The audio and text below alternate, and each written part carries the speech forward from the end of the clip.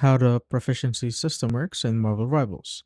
So if you go here on your heroes, then just pick any hero that you want. So let's say this, and go to proficiency, then go to rewards. As you can see, once you level up, you can get these kinds of rewards. So there's the reward for captain, this is the reward for knight, this is for centurion, and this is for the lord.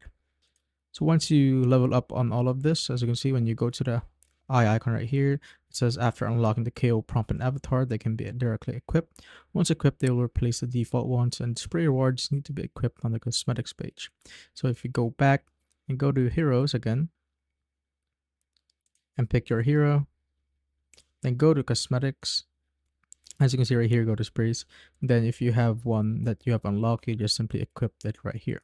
Now going back to the proficiency page, and if you go to level, as you can see, these are the prerequisites in order to get the points or the proficiency points that you need to level up.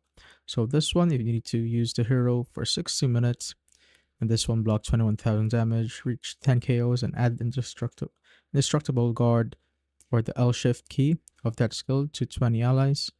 So once you achieve one, or once you've done one proficiency mission, it will give you the points, and it will of course replace the mission that you have right here. And it's also repeatable. Most of it are repeatable.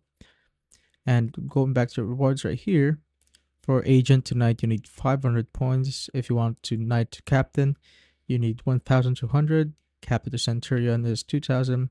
Centurion to lord is 2,400. So like all in all, it's like 6,000 plus. But that's basically it. So what you can do is do the first four for each agent, then go to another agent and do the first four again to increase proficiency on each agent.